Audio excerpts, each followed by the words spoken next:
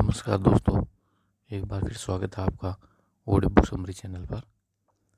आज हम जिस बुक की बात करेंगे उसका नाम है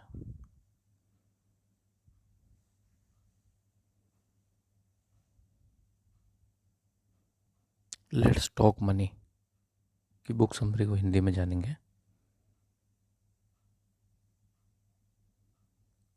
जब भी हम कोई पर्सनल फाइनेंस बुक की बात करते हैं तो वे मैक्सिमम बुक्स यूके, यूएस और यूके ऑथर द्वारा लिखी गई होती है और वह ऑथर से अपने कंट्री के हिसाब से हमें एडवाइस देते हैं। बट आज हम मोनिका हेलन के द्वारा लिखी गई बुक लेट्स टॉक मनी के बारे में बात करेंगे, जो पूरी तरह से इंडियंस के लिए लिखी गई है और उसमें बहुत सारी पर्सनल फाइनेंस और इन्वेस्टिंग से रिलेटेड बातें बताई गई है। वो हम इंडियंस के लिए बहुत ही इम्पोर्टेंट है। तो आज मैं इस बुक से 4 ऐसे इम्पोर्टेंट लेसन्स बताने वाला हूँ जिन्हें हम स्टेप बाय स्टेप देखेंगे। तो सबसे पहले हम देखेंगे कि हमें किस तरह अपने पैसों को मैनेज करना है। उसके बाद हमें अपने प्रोटेक्शन के लिए अलग से फंड इकट्ठा करके रख देना है और फिर हम किस तरह अपने पैसों को इन्वेस्ट कर सकते हैं, जिसके लिए ऑथर हमें स्टॉक मार्केट सजेस्ट करती है, जिससे कि हम अच्छा खासा रिटर्न पा सकें। तो यह सारे लेसन्स आज हम इस बुक से सीखेंगे। तो इसलिए इस ऑडियो बुक को सुने शुरू करते हैं। 4 rules of money for financial freedom. दोस्तों, इन 4 रूल्स को एंड तक जरूर सुने। How to achieve financial freedom. Rule first, the money box. हम कभी भी पैसों के बारे में बात नहीं करते क्योंकि यह टॉपिक हमारे लिए अनकंफर्टेबल होता है। क्योंकि हम पैसों को डिस्कस नहीं करते हैं, इसलिए हम पैसों को सही से मैनेज भी नहीं कर पाते।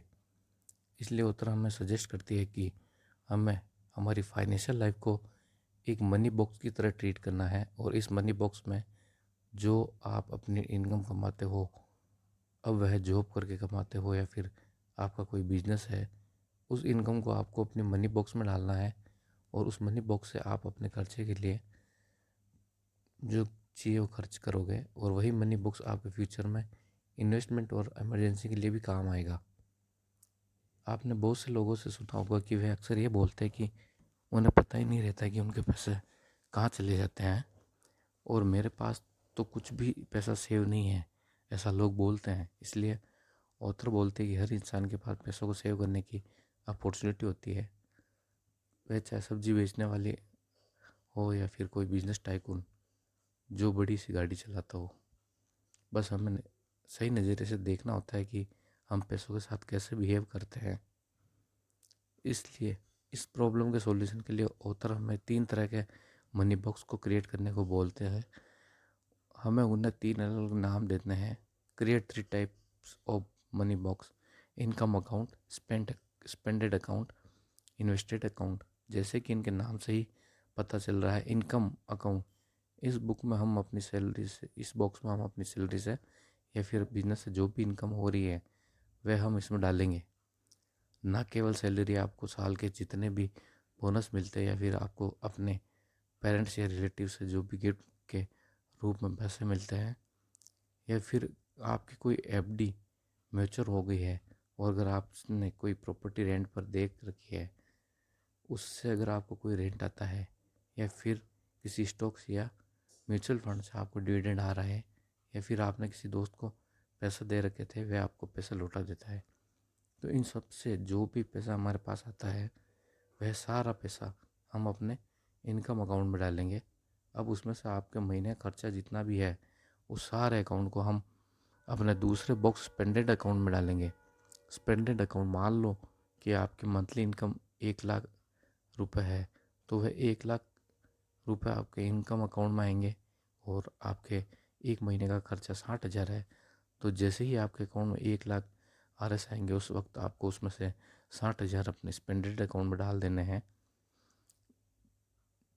अब स्पेंडेड अकाउंट वो होगा जहाँ से आप अपने खर्चे करोगे, जैसे कि घर का रेंट देना है, लाइट पानी का बिल देना है, अपने घर या अपनी कार की EMI पे करना है, अपनी खाने पीने की चीज़ों पर खर्च करना है, पेट्रोल का खर्चा, अपने क्रेडिट कार्ड के बिल्स, ETC जितने भी हैं ऐसे उदाहरण जो स्पेंडेड अकाउंट से खर्च करेंगे, जितने भी खर्चे हैं उनके लिए आप अलग से पैसा स्पेंडेड अकाउंट में डाल देंगे।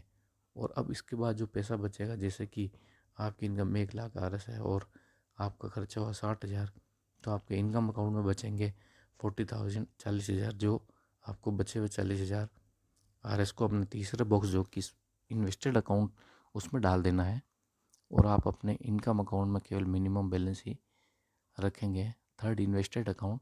बाकी बचा सारा पैसा इन्वेस्टेड अकाउंट में ट्रांसफ़र कर लोगे और इस इन्वेस्टेड अकाउंट से आप पैसों को इन्वेस्ट करोगे।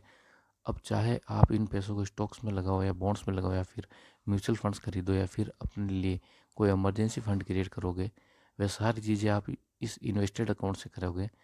और जब आप ऐसा करने लग जाओगे तो आप सही तरीके से पैसों को ट्रैक कर पाओगे। आपको पता होगा कि आपका पैसा कहाँ पर जा रहा है, किधर को जा रहा है, और आपकी फाइनेंशियल लाइफ सही डायरेक्शन में जाने लग जाएगी। तो फिर तब आप ये नहीं कहोगे कि मेरा पैसा कहाँ जाता है, मुझे तो पता ही नहीं चलता।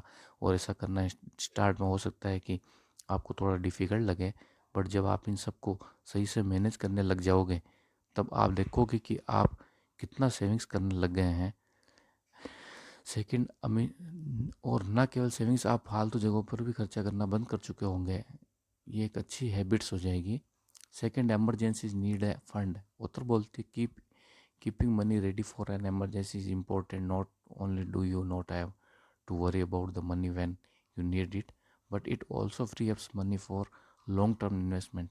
इसका मतलब ये है कि जब आप अपनी एमरजेंसी के लिए पैसों को बचा कर रखते हो तो ना केवल आप टेंशन से दूर होते हो कि आपके इमरजेंसी के टाइम पर हम पैसे कहाँ से लाएंगे, जबकि साथ ही साथ आप अपने कुछ ऐसे पैसों को फ्री कर दोगे जिनसे आप लॉन्ग टर्म के लिए इन्वेस्टमेंट कर सकते हो।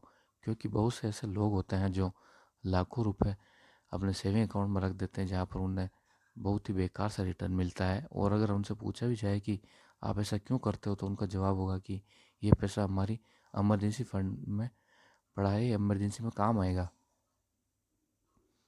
क्योंकि अब उन्हें कोई आइडिया ही नहीं होता है कि उन्हें इमरजेंसी के लिए कितना पैसा चाहिए या रखना होता है।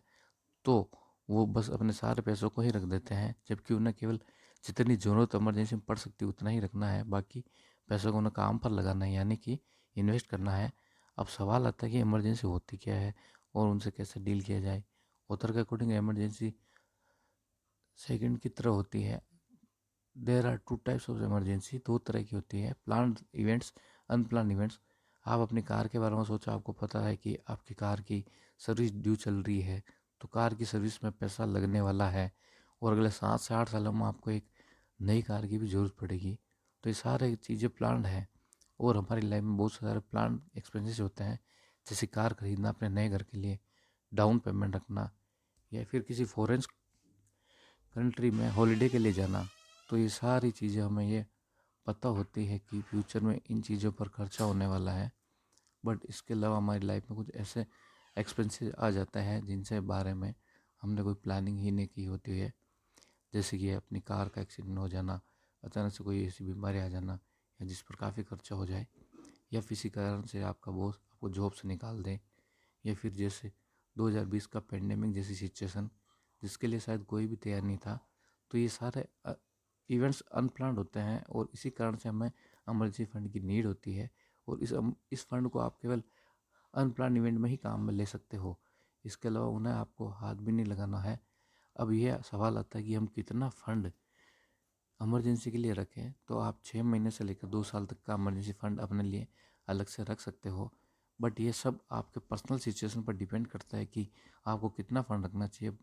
बट एटलीस्ट आपके पास 6 मंथ के एक्सपेंसेस जितना फंड तो अलग से होना ही चाहिए, जिससे आप ज़रूरत पड़ने पर काम में ले सको।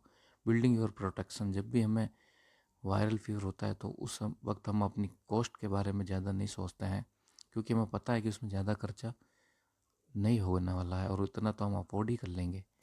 और अब बात होती है कोई सीरियस बीमारी की, जैसे कि सर्जरी, रीढ़ इन्फेक्शन या फिर कोई बड़ी बीमारी। इन सब में हमारा काफ़ी खर्चा होता जाता है और यहाँ तक कि हमारी मेजर सेविंग्स भी कुछ ही दिनों में मेडिकल के बिल को पे करने में निकल जाती है। इसलिए इस बुक की ऑथर बोलती है कि अगर क्या हो कि हमारी सारी ये फीस कोई और पे कर दे तो कितना अच्छा होगा, और उसके लिए आपके पास एक अच्छा मेडिकल इंश्योरेंस होना भी बहुत ज़रूरी है। एक अच्छा मेडिकल कवर, इंश्योरेंस कवर ले लेते हैं तो हमें फिर पता है कि हमारी मेजर सेविंग्स इसमें नहीं जाने वाली है और एक बड़ी इमरजेंसी को इंश्योरेंस कंपनी कवर कर लेगी। और ऑथर सजेस्ट करते हैं कि अगर आपका ऑफिस भी आपके मेडिकल को कवर करता है तब भी हमें हमारी तरफ से एक इंश्योरेंस कवर लेना ज़रूरी है।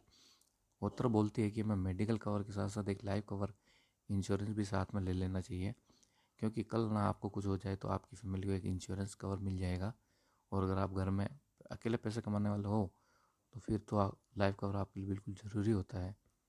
इस तरह आप एक मेडिकल कवर लेकर, एक लाइफ कवर लेकर अपने आप को किसी भी इमरजेंसी के लिए तैयार रख सकते हो। साल के कुछ हज़ार रुपये आपके आने वाले रुपये लाखों खर्चों के बचा सकते हैं। Finally we are investing. हमें पता है कि इन्वेस्टिंग करना कितना इम्पोर्टेंट है, बट फिर भी हम इन्वेस्टिंग नहीं कर पाते हैं क्योंकि उसके कई सारे रीजंस हो सकते हैं। जैसे पैसों का ना होना, हमें चिंता रहती है कि कहीं हम पैसे गंवा ना बैठे, या फिर हमें पता ही नहीं कि इन्वेस्ट कहाँ पर करना है। तो ये सब एक्सक्यूजेज हम अपने आप को देते रहते हैं। ऑथर के अकॉर्डिंग आपको जितना जल्दी हो सके इन्वेस्टिंग स्टार्ट कर देनी चाहिए। अगर आप महीने के 1,000 रुपये से भी स्टार्ट करोगे तो आप साल के 12,000 इन्वेस्ट कर चुके होंगे। बट बहुत से लोगों का सवाल होता है कि हम इन्वेस्ट करें कहाँ पर। तो ऑथर के अकॉर्डिंग सबसे बेस्ट जगह इन्वेस्ट करने की है वह है स्टॉक मार्केट, यानी आप इक्विटी में भी इन्वेस्ट कर सकते हो।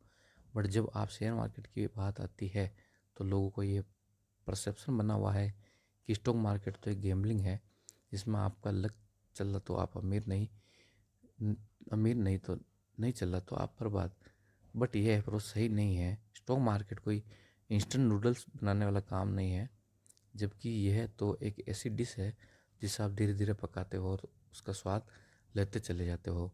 इक्विटी में इन्वेस्ट करने का मतलब आप एक बिजनेस में पैसा लगाते हो।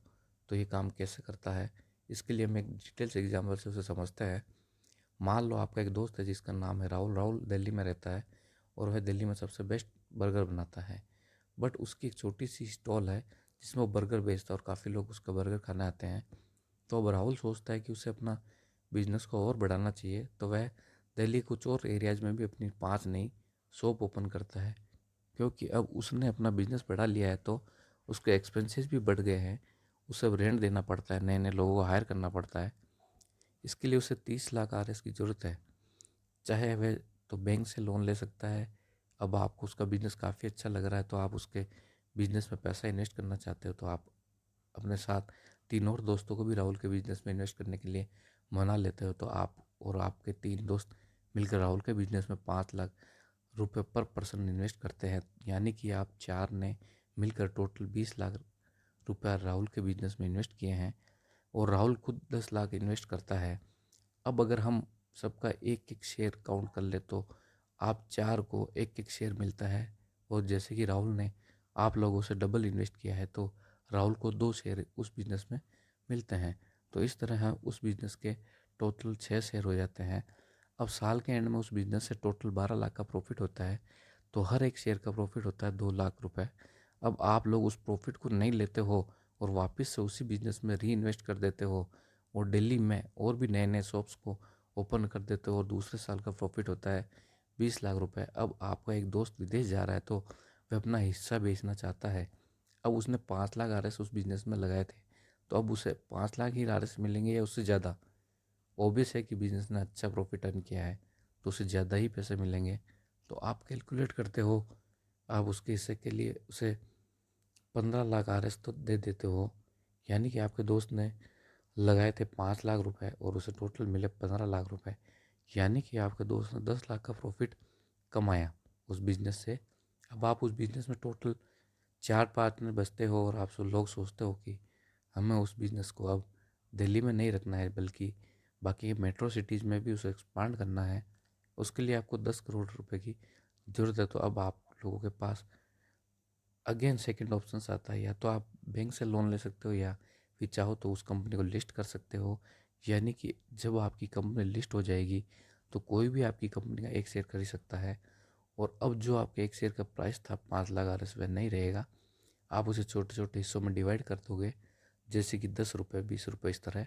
जैसे कि हर कोई आपके बिजनेस में एक छोटे से अमाउंट से जुड़ सकता है। इस तरह आप अपनी कंपनी को लिस्ट करके पैसा इकट्ठा कर सकते हो और बाकी की सिटीज़ में अपनी शॉप्स को ओपन कर सकते हो। तो इस तरह एक बिजनेस स्टॉक मार्केट में लिस्ट होता है और लोग उसमें इन्वेस्ट करते हैं। इसलिए उत्तर हमें बोलते हैं कि हमें बिजनेस को समझकर उसमें इन्वेस्ट करना चाहिए। और अगर आप एक अच्छा बिजनेस चूज करते हो तो आप इजीली अच्छा रिटर्न जनरेट कर सकते हो। इसलिए उत्तर के अकॉर्डिंग स्टॉक मार्केट एक बहुत ही अच्छा ऑप्शन है जो आपकी वेल्थ को बहुत ही ज़्यादा बढ़ा सकता है। तो ये 4 लेसन्स मोनिका हेलन की लेट्स टॉक मनी बुक से है, जिनका यूज़ करके हम पैसों को अच्छे से समझ सकते हैं और अपनी वेल्थ को और भी बढ़ा सकते हैं। दोस्तों, आई होप आपको ये बुक समरी अच्छी लगी होगी। और अगर बुक आपको पसंद नहीं और डिटेल से पढ़ना चाहते हैं तो आप डिस्क्रिप्शन में लिंक दिया गया जहाँ जाकर आप इसको परचेज़ कर सकते हो और डिटेल में पढ़ सकते हैं ऑनलाइन परचेज़ करके।